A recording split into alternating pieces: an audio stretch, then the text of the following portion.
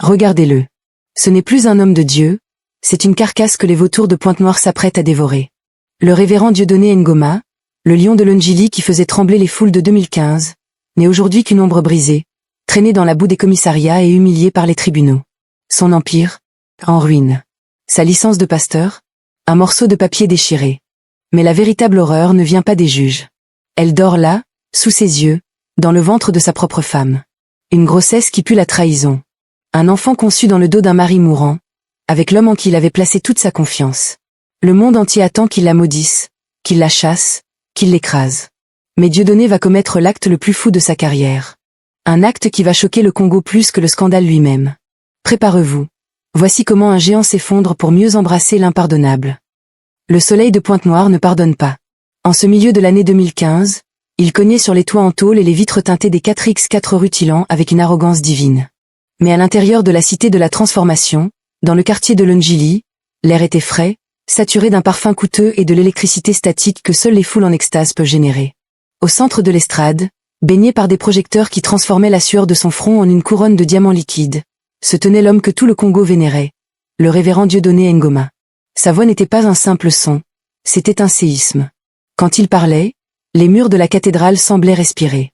Des milliers d'âmes, venues des quatre coins de la ville, de Tiétié à Mpaka, et même par vols spéciaux depuis Brazzaville ou Kinshasa, buvaient ses paroles comme une eau miraculeuse. Dieudonné n'était pas seulement un pasteur. Il était une institution. Une force de la nature qui avait bâti, en moins d'une décennie, un réseau d'extension s'étendant jusqu'en Europe et en Afrique de l'Ouest. On disait que Dieu lui murmurait à l'oreille les secrets des hommes. On disait que sa prière pouvait briser les chaînes de la pauvreté et de la maladie en un clin d'œil.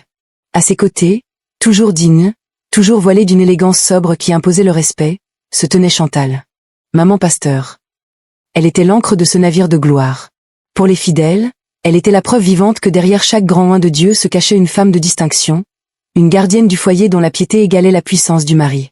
Regardez ce que le Seigneur a fait, tonna Dieudonné ce dimanche-là, balayant la foule d'un geste de la main. Nous ne sommes pas ici par la volonté des hommes, mais par le décret du Très-Haut. La foule explosa. Les amens déchirèrent l'air. C'était l'apogée. L'argent coulait dans les coffres de l'église pour financer de nouveaux orphelinats, de nouvelles écoles, et surtout, l'extension massive de son influence médiatique. Dieudonné Ngoma était partout. Sur les panneaux publicitaires le long de l'avenue Charles de Gaulle, sur les écrans de télévision, dans les conversations de taxi.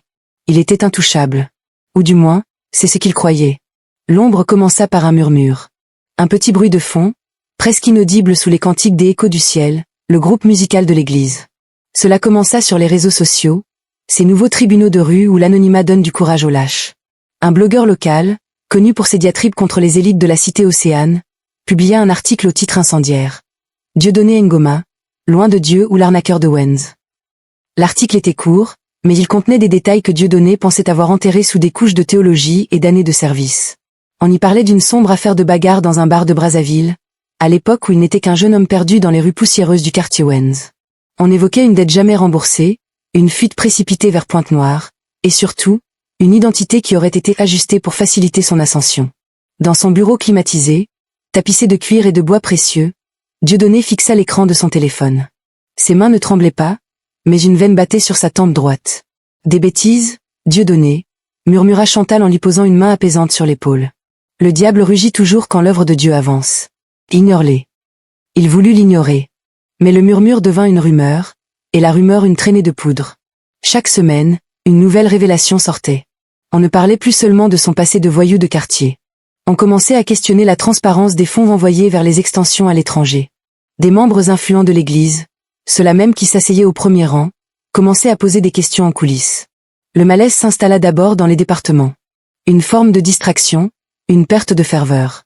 Les jeunes du groupe musical, autrefois si dévoués, semblaient plus préoccupés par leur téléphone que par la louange. L'ordre commençait à s'effriter. Dieudonné sentait que le contrôle lui échappait, mais il refusait de montrer la moindre faiblesse. Pour lui, la solution était simple, plus de discipline, plus de rigueur. Chantal, dit-il un soir, alors que le silence de leur villa de la côte sauvage semblait plus pesant que d'habitude. L'église est distraite. L'esprit de rébellion s'installe, surtout chez les jeunes. Je veux que tu descendes dans l'arène. Que veux-tu dire? Je veux que tu intègres officiellement le groupe musical. Tu seras mes yeux et mes oreilles. Tu rétabliras la crainte de Dieu là où Jonas et ses musiciens s'amusent. Ils ont besoin d'une figure d'autorité, quelqu'un qui incarne la sainteté de cette maison. Chantal hésita. Elle aimait la louange, mais elle connaissait la complexité des coulisses. Jonas Mbemba, le coordinateur du groupe, était un homme talentueux, charismatique, mais profondément orgueilleux de son don. Si c'est ce que tu penses être juste pour l'œuvre, je le ferai, répondit-elle finalement. Ce qu'ils ignoraient tous les deux, c'est qu'en ouvrant cette porte, ils venaient de sceller le premier acte de leur propre destruction. À l'extérieur, le climat changeait. Les premières convocations au commissariat arrivèrent. Pas pour des crimes majeurs, du moins pas encore. Des plaintes pour nuisances sonores déposées par des voisins soudainement procéduriers, des témoignages d'anciens fidèles prétendant avoir été abusés émotionnellement pour donner leurs économies. Chaque convocation était une humiliation publique. Voir le grand révérend Ngoma entrer dans un bureau de police poussiéreux, escorté par ses avocats sous les flashs des téléphones portables, était un spectacle que Pointe-Noire savourait avec une cruauté gourmande. Dieudonné restait fier, la tête haute, mais à l'intérieur, quelque chose se brisait. Sa tension artérielle commença à grimper. Les nuits devinrent des tunnels d'insomnie où les fantômes de Wens venaient danser devant ses yeux. Chaque fidèle qui partait était une entaille dans son armure. L'Empire était encore debout, imposant et doré, mais les fondations commençaient à trembler sous les coups de boutoir d'un passé qui refusait de mourir et d'un présent qui devenait un champ de mines. Le colosse de Longili n'était pas encore tombé, mais pour la première fois de sa vie, il commença à avoir peur de l'obscurité. L'année 2017 s'ouvrit sur Pointe-Noire comme une plaie qui refuse de cicatriser. Ce qui n'était qu'un murmure l'année précédente était devenu une clameur assourdissante. Le révérend Dieudonné Ngoma ne marchait plus dans les rues de la cité Océane avec la superbe d'un conquérant. Il se déplaçait désormais sous escorte, les vitres de son SUV teintées au maximum, fuyant les regards qui, autrefois admiratifs, étaient devenus des poignards de jugement. À la cité de la transformation, l'atmosphère avait changé. L'onction semblait s'être évaporée pour laisser place à une tension électrique. Les rapports financiers des extensions à l'étranger, Paris, Bruxelles, Johannesburg arrivaient avec des trous béants. Mais le plus grave n'était pas l'argent. C'était la justice. Monsieur le révérend, ce n'est plus une simple affaire de voisinage, soupira maître Moukoko, son avocat, dans le silence pesant du cabinet situé non loin du port autonome. 3 anciens diacres ont porté plainte pour abus de confiance et extorsion de fonds. Ils affirment que vous avez utilisé les dons pour l'orphelinat de Mpaka afin d'acheter votre villa à la Côte Sauvage. Le procureur subit une pression énorme. Les réseaux sociaux ont déjà rendu leur verdict. Dieudonné sentit une décharge de chaleur monter dans son cou. Sa tension, ce serpent invisible qui lui serrait le crâne depuis des mois, commença à siffler. Il mente, rugit-il, frappant la table de bois précieux. Tout ce que j'ai, je l'ai reçu par la grâce. Mais la grâce ne semblait plus suffire devant les convocations qui tombaient chaque semaine. Le commissariat central de Pointe-Noire devint sa seconde demeure. On le faisait attendre dans des couloirs étroits, au milieu de l'odeur de papier brûlé et de sueur, pour l'interroger sur son passé à Wens, sur ses comptes bancaires, sur l'identité réelle de ses bienfaiteurs. Chaque sortie de commissariat était un chemin de croix. Les badauds s'attroupaient, filmant le prophète déchu avec leur smartphone, riant de son air hagard. C'est dans ce chaos que Dieudonné prit la décision qui allait précipiter sa chute. Il se sentait trahi par tous, sauf par sa femme. Chantal était son dernier rempart. Chantal, à partir de ce soir, tu prends les rênes du département de la musique, ordonna-t-il un soir de semaine, alors qu'il rentrait d'une audition épuisante. Jonas Mbemba est talentueux, mais il est devenu arrogant. Il laisse les jeunes filles du cœur s'habiller comme si elles allaient au privé ou au no-stress. Je veux que tu ramènes la sainteté. Chantal Ngoma entra donc dans l'arène des échos du ciel. Le premier soir de répétition, l'air était lourd. Les musiciens, habitués à une liberté frisant l'insolence sous la direction de Jonas, virent d'un mauvais œil l'arrivée de la première dame. Jonas Mbemba, lui, ne broncha pas. C'était un homme d'une trentaine d'années, à la peau sombre et lisse, doté d'un charisme qui rivalisait avec celui du pasteur. À Pointe-Noire, on disait que Jonas pouvait faire pleurer les pierres avec son piano. Il portait ses chemises cintrées avec une élégance qui ne passait pas inaperçue auprès des sœurs de l'église. « Bienvenue, maman pasteur », dit Jonas avec un sourire dont on ne savait s'il était respectueux ou moqueur. « C'est un honneur de travailler sous votre onction. » Chantal s'installa au premier rang. Elle commença par imposer des règles strictes, prière d'1 heure avant chaque répétition, tenue décente obligatoire, interdiction des téléphones portables. Mais elle se heurta à une résistance passive. Les jeunes murmuraient derrière son dos. Jonas, lui, jouait les médiateurs. Il se montrait d'une patience angélique, prenant toujours le parti de Chantal devant les autres, tout en glissant des commentaires subtils une fois seul. « Vous savez, maman pasteur, ils sont jeunes. Ils ne voient pas le poids que vous portez », lui dit-il un soir, alors que la répétition s'éternisait sous une pluie battante typique de la côte congolaise. Le révérend a de la chance de vous avoir. Peu de femmes supporteraient ce qu'il vous fait subir en ce moment avec tous ces scandales. Le mot était lâché, ce qu'il vous fait subir. Chantal sentit une fissure s'ouvrir dans sa cuirasse. Depuis des mois, Dieudonné ne lui parlait que de ses procès, de ses ennemis, de sa paranoïa. Il était devenu un homme colérique, distant, incapable de lui offrir la moindre tendresse. Elle se sentait comme une veuve dont le mari était encore en vie. Pendant ce temps, la santé de Dieudonné déclinait brutalement. Les crises de tension devinrent des malaises noirs. Un dimanche, en plein culte, alors qu'il tentait de prêcher sur la persécution des justes, ses yeux se révulsèrent. Il s'effondra sur la chaire de marbre devant 2000 fidèles pétrifiés. Le diagnostic tomba à l'hôpital Adolphe Cissé, surmenage sévère, hypertension maligne, début d'insuffisance cardiaque. Si vous ne vous arrêtez pas maintenant, révérend, vous ne verrez pas la fin de l'année, prévint le cardiologue. La décision fut prise dans la douleur. Dieudonné devait se retirer. Il choisit sa résidence secondaire, une villa isolée vers la pointe de la côte sauvage, loin du bruit de l'Ondjili. Il y resterait en retraite, officiellement pour chercher la face de Dieu, officieusement pour ne pas mourir sous les yeux de ses détracteurs. Je te laisse l'église, Chantal, dit-il d'une voix faible, allongé sur son lit de convalescence. Gère les affaires courantes avec le conseil des anciens. Et appuie-toi sur Jonas pour la logistique et les jeunes. Il m'a juré fidélité. Le loup était introduit dans la bergerie avec la bénédiction du berger lui-même. À partir de ce moment, l'engrenage s'accéléra.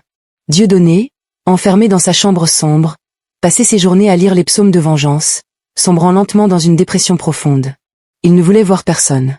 Il ne répondait plus aux appels de ses collègues pasteurs de Brazzaville. Il était un roi en exil dans sa propre maison. Chantal, elle, devait faire face à la réalité. Les huissiers commençaient à frapper à la porte de la cathédrale. Les membres partaient par vagues entières vers de nouvelles églises de réveil qui poussaient comme des champignons à Tiétié. Pour tenir bon, elle passait de plus en plus de temps avec Jonas. Jonas devint son ombre, son conseiller, son confident. C'est lui qui gérait les crises avec les créanciers, lui qui calmait les jeunes rebelles du groupe musical. Ils se retrouvaient chaque soir dans le bureau pastoral de la cathédrale, puis, plus tard, dans le salon de la villa de la Côte Sauvage sous prétexte de faire le point à Dieudonné qui dormait souvent à l'étage, assommé par ses médicaments. « Vous êtes une femme forte, Chantal », murmura Jonas un soir, alors qu'ils étaient assis sur la terrasse, face à l'océan noir et rugissant. Mais même les plus fortes ont besoin d'une épaule pour pleurer. Il ne l'appela pas maman pasteur. Il l'appela Chantal. Pour la première fois depuis des années, elle ne se sentit pas comme un accessoire de ministère, mais comme une femme. L'odeur de la mer, la mélodie des vagues et la présence rassurante de cet homme qui ne l'accusait de rien créèrent une bulle dangereuse. Le péché ne frappa pas à la porte avec fracas. Il entra sur la pointe des pieds, par la brèche de la solitude. Chantal regarda Jonas, et dans le regard du musicien, elle ne vit pas la crainte de Dieu, mais un désir brûlant qui lui rappela tout ce qu'elle avait sacrifié pour un mari qui l'ignorait désormais. L'engrenage était complet. À l'étage, le révérend Dieudonné Ngoma luttait contre ses démons et sa tension artérielle. En bas, dans l'ombre de la terrasse, le premier acte de la trahison finale venait d'être signé par un simple effleurement de main. Le colosse de l'Ondjili était déjà tombé. Il ne restait plus qu'à attendre que le monde s'en aperçoive. Le brouillard de la côte sauvage, ce mélange d'embrun salé et de grisaille matinale, enveloppait la villa du révérend Dieudonné Ngoma comme un linceul. Nous étions en 2018, et pour l'homme qui avait fait vibrer les stades de Pointe-Noire, le monde s'était réduit à 4 murs tapissés de silence et au tic-tac obsessionnel d'une horloge murale. À l'étage, Dieudonné n'était plus que l'ombre du colosse de l'Ondjili. Ses journées étaient rythmées par les pilules contre l'hypertension et les infusions amères que les rares diacres fidèles lui apportaient de l'arrière-pays. Il passait des heures devant la fenêtre, fixant l'Atlantique avec une rancœur sourde. Chaque vague qui s'écrasait sur le sable lui rappelait les vagues d'accusations qui continuaient de déferler sur son ministère. Le fisc s'en mêlait désormais, épluchant les registres de la cité de la transformation avec une rigueur de bourreau. « Ils veulent ma tête, Chantal », croissait-il d'une voix que le manque d'exercice oratoire avait rendue rocailleuse. « Ils ne veulent pas la vérité, ils veulent le spectacle de ma chute. » Chantal hochait la tête, lui rangeant ses oreillers avec une douceur mécanique. Mais ses yeux n'étaient plus là.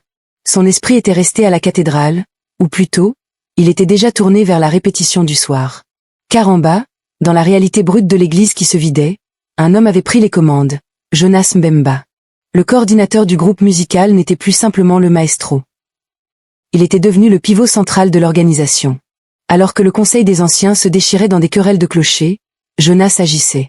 C'est lui qui, avec un calme olympien, avait négocié un moratoire avec la banque pour éviter la saisie des instruments de musique. C'est lui qui, par son charisme, maintenait les derniers piliers de la jeunesse, leur promettant que l'onction reviendrait plus forte qu'avant. Aux yeux de tous, Jonas était le sauveur. Le fils spirituel que Dieudonné n'avait jamais eu, l'homme qui portait le fardeau pendant que le lion blessé pansait ses plaies dans sa retraite. Ne vous inquiétez de rien, maman pasteur, disait Jonas chaque matin en venant chercher Chantal à la villa.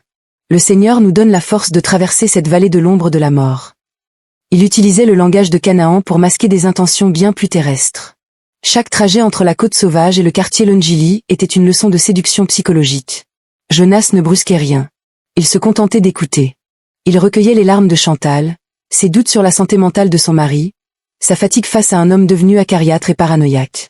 L'intimité naquit de cette gestion partagée de la crise. Un soir, alors qu'une coupure de courant plongeait Pointe-Noire dans une obscurité soudaine, ils se retrouvèrent bloqués dans le bureau pastoral. À la lueur d'une seule bougie, le visage de Jonas semblait sculpté dans l'ébène. « Vous portez le monde sur vos épaules, Chantal, murmura-t-il, s'approchant d'elle. Dieudonné vous demande de sauver son empire. Mais qui s'occupe de sauver votre cœur ?» Ce soir-là, la barrière de la piété se brisa. Chantal, qui avait passé 20 ans à être l'épouse du pasteur, découvrit qu'elle avait soif d'exister en tant que femme. Jonas était l'oasis dans son désert. Il était la musique là où il n'y avait plus que des cris de tribunaux. L'adultère commença comme une bouffée d'oxygène dans une atmosphère suffocante. Ils devinrent des maîtres de la dissimulation. Dans l'église, ils gardaient une distance professionnelle irréprochable.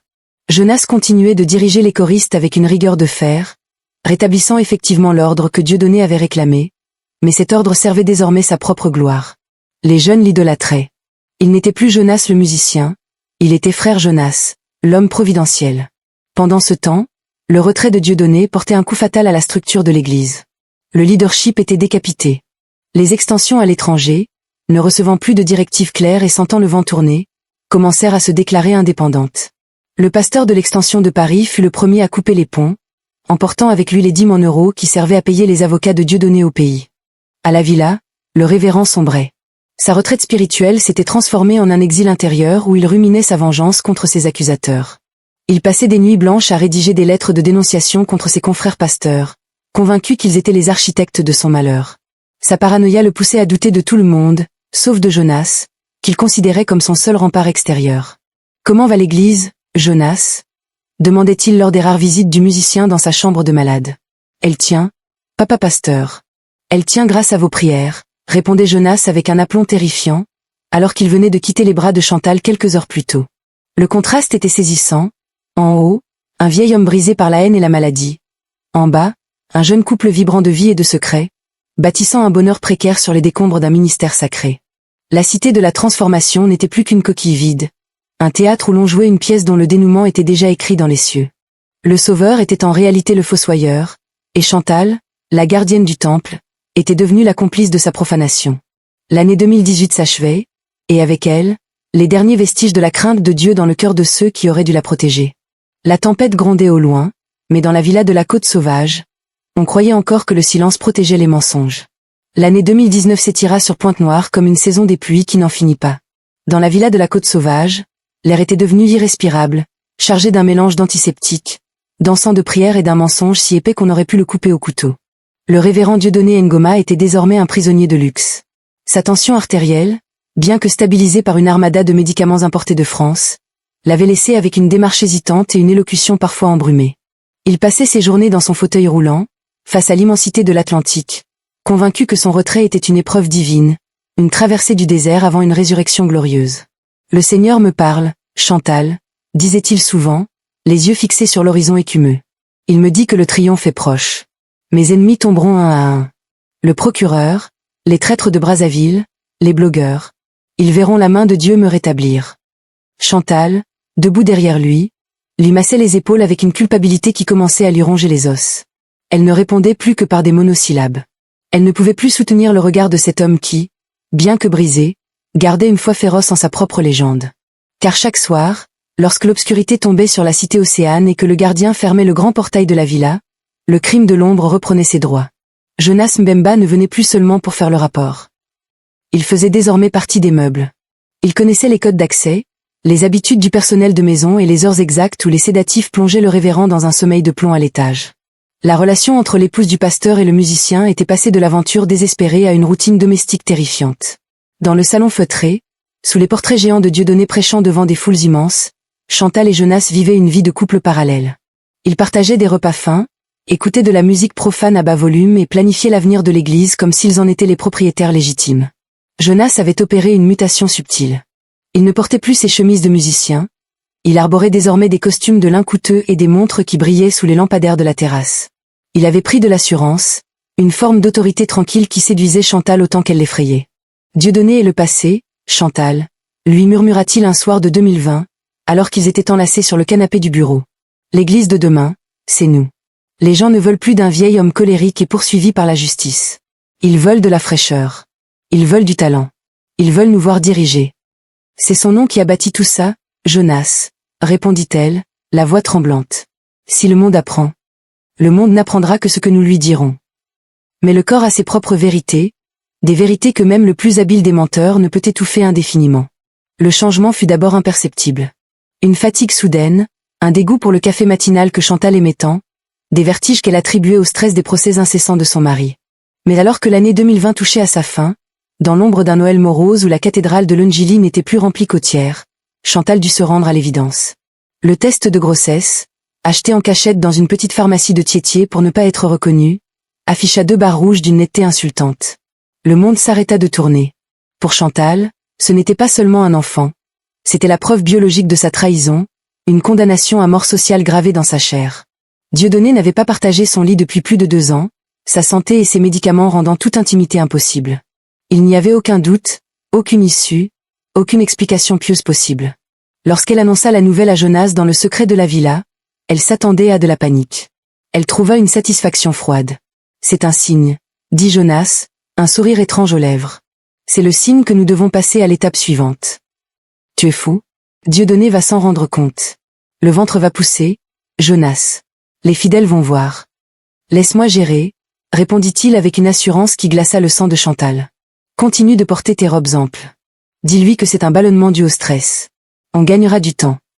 Pendant les mois qui suivirent, la vie à la villa devint un thriller psychologique de chaque instant. Chantal vivait dans une paranoïa constante, évitant les contacts physiques avec son mari, prétextant des jeûnes prolongés pour justifier sa faiblesse et ses changements d'humeur. Dieudonné, de son côté, semblait paradoxalement aller mieux.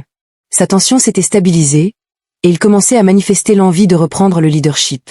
Il demandait à voir les comptes, à rencontrer les chefs de département. « Je sens que mon temps de retrait touche à sa fin, Chantal », lui dit-il un matin, alors qu'elle lui apportait son petit déjeuner. Il la regarda avec une insistance inhabituelle. « Tu as l'air différente. Tes traits sont tirés. Est-ce que le groupe musical te fatigue autant? Jonas s'occupe-t-il bien de tout ?» Chantal sentit son cœur cogner contre ses côtes. Sous sa robe de chambre en soie, son ventre commençait à s'arrondir, un secret de 3 mois qui brûlait comme un fer rouge. Jonas fait ce qu'il peut, mon chéri. C'est juste, la pression des tribunaux. C'est lourd. Elle quitta la pièce précipitamment, étouffant un sanglot. Elle était prise au piège entre un mari qui commençait à se réveiller et un amant qui attendait patiemment que le fruit du scandale mûrisse pour cueillir les restes de l'Empire. À Pointe-Noire, les rumeurs sur les finances de l'église s'étaient calmées, remplacées par une curiosité malsaine sur la vie privée du couple pastoral. On murmurait que la maman pasteur sortait beaucoup trop tard de l'église avec le musicien. Les regards des diacres devenaient pesants. L'ombre s'épaississait, et avec elle, la certitude que la lumière, lorsqu'elle finirait par percer, ne laisserait que descendre. Le crime était consommé. Le témoin grandissait dans le secret des entrailles de Chantal. Le compte à rebours vers l'explosion finale était lancé. Le début de l'année 2021 à Pointe-Noire fut marqué par une chaleur lourde, poisseuse, une atmosphère de fin du monde qui semblait peser sur les épaules du révérend Dieudonné Ngoma. Après des années d'exil intérieur, le colosse de Longilly avait décidé de reprendre son trône. Sa santé s'était stabilisée, ses avocats avaient réussi à ralentir certaines procédures judiciaires, et il sentait, avec l'orgueil des vieux lions, que le moment était venu de chasser les hyènes qui rôdaient autour de sa cathédrale. Mais le danger n'était plus à l'extérieur. Il était dans le couloir de sa propre villa. Tout commença par un détail. Un matin de février, Dieudonné, s'exerçant à marcher sans sa canne, croisa Chantal dans le couloir menant à la terrasse. Elle portait un boubou ample, une étoffe de basin richement brodée, mais le mouvement du tissu trahit une courbe que le révérend ne connaissait pas. Ou plutôt, une courbe qu'il savait impossible. Il s'arrêta net. Le silence de la maison devint soudainement oppressant. « Chantal, dit-il, sa voix retrouvant un peu de son ancienne autorité de stentor. Viens ici. » Elle se figea, le dos tourné. Ses épaules tressaillirent. Elle savait. Dans ce couloir baigné par la lumière crue du matin congolais, elle comprit que le temps des mensonges était révolu. « Regarde-moi », ordonna-t-il. Lorsqu'elle fit volte-face, Dieudonné ne vit pas seulement son épouse. Il vit la trahison incarnée. Le ventre de Chantal, désormais à plus de 5 mois de grossesse, ne pouvait plus être dissimulé par aucun artifice. Le révérend, malgré sa maladie, n'était pas un idiot. Le calcul fut instantané, brutal, comme un coup de poignard dans la gorge. Il n'avait pas touché sa femme depuis plus d'1 an et demi. « Qui ?» murmura-t-il, ses mains commençant à trembler de cette rage froide qui précède les tempêtes. « Qui a osé profaner ma maison ?» Chantal ne répondit pas par des mots, mais par des larmes. Elle s'effondra à genoux sur le carrelage froid. Et dans ce silence de mort, un nom flottait dans l'air, invisible mais omniprésent, Jonas. L'explosion ne resta pas confinée à la villa. Dieudonné, dans un accès de fureur noire, tenta de joindre Jonas Mbemba. Mais le téléphone du coordinateur était éteint. Jonas, sentant le vent tourner et ayant déjà pillé une partie des caisses de secours de l'église, avait disparu. Il n'était plus au quartier Mpaka, ni à la cathédrale. Le sauveur s'était évaporé, laissant derrière lui une femme enceinte et un empire en flammes. La nouvelle se répandit à Pointe-Noire avec la vitesse d'un incendie en pleine saison sèche. On ne sait pas si ce fut une domestique indiscrète ou un diacre ayant surpris une conversation, mais le soir même, les groupes WhatsApp du Congo-Brazza saturent. Les audios circulaient. Le lion est réveillé, mais le petit a laissé un cadeau dans le ventre de la lionne. Le dimanche suivant, la cité de la Transformation offrait un spectacle désolant. Les milliers de fidèles d'autrefois avaient disparu, remplacés par une poignée de curieux venus pour le voyeurisme et quelques fidèles en pleurs. Dieudonné ne monta pas à la chaire. Il ne pouvait plus. Le coup de grâce vint du grand comité des pasteurs du pays. Dans une salle austère de Brazzaville, les dignitaires de l'église, ceux-là même qui avaient autrefois envié le succès de Dieudonné, se réunirent en urgence. Pour eux, c'était l'occasion de purifier le corps du Christ, mais surtout d'éliminer un rival devenu trop encombrant. Dieudonné fut convoqué. On ne lui demanda pas comment il allait. On ne lui parla pas de sa santé. On lui présenta un document froid, administratif, définitif. Révérend Ngoma, commença le doyen du comité, un homme au visage de pierre. Le scandale de votre foyer a dépassé les limites du supportable. La dignité du ministère est bafouée. La cité de la Transformation est désormais sous tutelle, et votre licence d'exercer en tant que ministre du culte vous est retirée avec effet immédiat.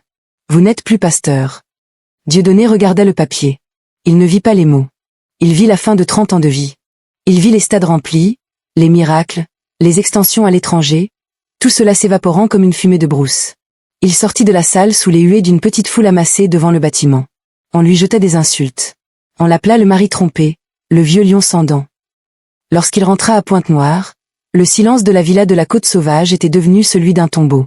Chantal l'attendait dans le salon, prostrée, le visage ravagé. Elle s'attendait à ce qu'il lui tende les papiers du divorce. Elle s'attendait à être jetée à la rue, sous le mépris de la ville entière. Elle s'attendait à ce qu'il la maudisse. Dieudonné s'assit dans son fauteuil. Il n'avait plus de titre, plus d'église, plus de renommée.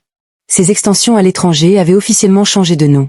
Il était redevenu l'homme de Wenz, seul avec son passé et un futur en miettes. Il regarda Chantal. Il regarda ce ventre qui portait le fruit de l'homme qu'il avait aimé comme un fils et qu'il avait poignardé dans son lit. La tension monta dans sa tête, menaçant de le faire basculer une nouvelle fois dans le noir. Mais au lieu de crier, il fit quelque chose que personne au Congo n'aurait pu prédire. « Prépare le dîner, Chantal », dit-il d'une voix basse, presque éteinte. « Nous ne sortirons pas ce soir. » L'explosion était terminée. Les débris retombaient lentement.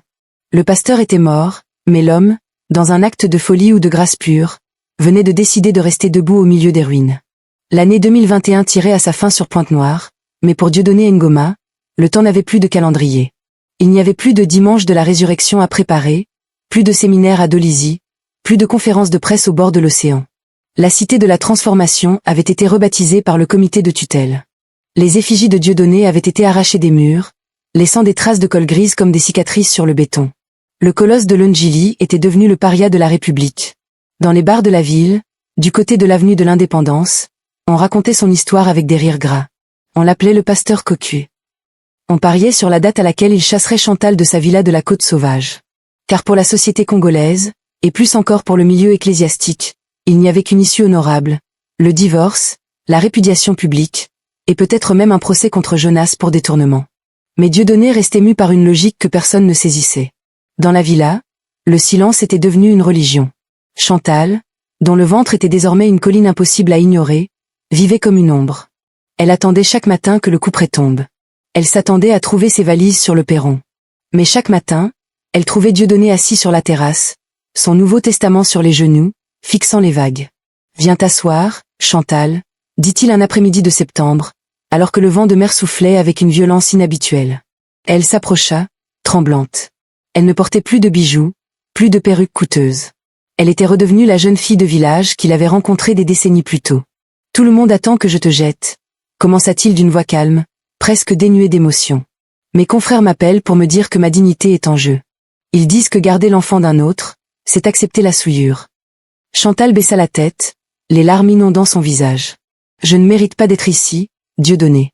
Je devrais être morte de honte. » Dieudonné tourna son regard vers elle. Ce n'était plus le regard du lion de Longili, ce regard de feu qui intimidait les démons. C'était le regard d'un homme qui avait touché le fond de sa propre misère et qui avait trouvé quelque chose de plus précieux que la renommée. « J'ai passé 30 ans à prêcher la miséricorde, Chantal. J'ai passé 30 ans à dire aux gens que Dieu ramasse ce qui est brisé.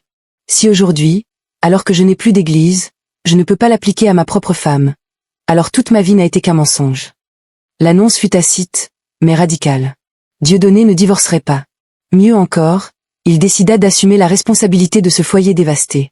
Lorsque le moment de l'accouchement arriva, en plein mois d'octobre, ce ne fut pas Jonas qui accompagna Chantal à l'hôpital Adolphe Cissé. Ce fut Dieudonné. L'image fit le tour des réseaux sociaux en quelques heures, l'ancien puissant pasteur, marchant avec difficulté, soutenant son épouse enceinte de l'homme qui l'avait trahi. Les insultes furent féroces. Faiblesse, sorcellerie, perte de raison. Les gens ne comprenaient pas. Ils voulaient du sang, ils recevaient de la douceur. Ils voulaient du scandale, ils recevaient du silence. Lorsque le petit garçon naquit, Dieudonné le prit dans ses bras. Il regarda ce nouveau-né qui n'avait aucun de ses traits, ce fils de la trahison, et il lui donna un nom, Grâce Emmanuel. Le ministère était fini. Jamais plus Dieudonné ne tiendrait un micro devant des milliers de personnes. La licence ne lui fut jamais rendue. Les extensions à l'étranger restèrent aux mains de ceux qui l'avaient renié. La villa de la Côte Sauvage dut être vendue pour éponger les dettes et les frais de justice restants. Ils s'installèrent dans une petite maison modeste, loin du luxe de Longili, dans un quartier calme où personne ne venait plus les solliciter pour des miracles. Dieudonné passa ses dernières années à cultiver un petit jardin et à apprendre à Grâce Emmanuel à lire. Chantal, brisée mais restaurée par ce pardon qu'elle n'aurait jamais osé espérer, devint sa force. Ils n'étaient plus le couple pastoral. Ils étaient simplement Dieudonné et Chantal. Jonas Mbemba, quant à lui, ne fut plus jamais revu à Pointe-Noire. On disait qu'il errait en Afrique de l'Ouest, tentant de remonter des groupes musicaux, mais que l'ombre de son acte le suivait partout comme une malédiction. Le récit se termine en 2021, sur une image simple. Dieudonné est assis sur un banc de bois, regardant le soleil se coucher sur l'Atlantique. Grâce Emmanuel joue avec un ballon à ses pieds. Chantal apporte 2 verres d'eau. Il n'y a plus d'applaudissements, plus de dîmes, plus de garde du corps. Mais pour la première fois de sa vie, Dieudonné Ngoma sourit vraiment. Il a tout perdu, son église, sa licence, sa réputation. Mais dans les décombres de son empire, il a trouvé la seule chose qu'il n'avait jamais vraiment comprise quand il était au sommet, l'amour inconditionnel. Le colosse de Longili était tombé. Mais l'homme, lui, était enfin debout. Le silence est parfois plus éloquent que 1000 sermons. Si l'histoire du pasteur Dieudonné vous a touché, si ce choix final vous a bouleversé, ne gardez pas ce message pour vous. Aimez cette vidéo pour soutenir la force du pardon. Partagez-la avec ceux qui croient que tout est fini quand le scandale éclate. Abonnez-vous et activez la cloche. Ici, nous ne racontons pas seulement des histoires, nous disséquons l'âme humaine dans ce qu'elle a de plus brut. En laissez un commentaire. Selon vous, Dieudonné a-t-il fait preuve de faiblesse ou d'une force surhumaine? Votre avis nous intéresse. Le voyage dans les profondeurs de l'ombre ne s'arrête pas là. Restez connectés, car bientôt, nous explorerons de nouveaux récits où la morale vacille et où les secrets de famille font trembler les murs des cités. Les larmes du fleuve Congo, l'histoire d'une héritière à Brazzaville qui découvre que la fortune de son père repose sur un pacte de sang oublié dans les eaux du Djoué. Jusqu'où ira-t-elle pour racheter le nom des siens? 2. Le silence de l'avocat de la rue de la Paix à Pointe-Noire. Un avocat renommé gagne tous ses procès, jusqu'au jour où sa propre fille est accusée d'un crime qu'il a lui-même commis 20 ans plus tôt. Le prix de la vérité sera plus lourd que toutes ses vicettes. 3. La prophétesse de l'ombre dans un village reculé du Mayombe. Une femme prétend voir l'avenir. Mais chaque vision qu'elle offre demande un sacrifice qu'une jeune expatriée de retour au pays n'est pas prête à payer.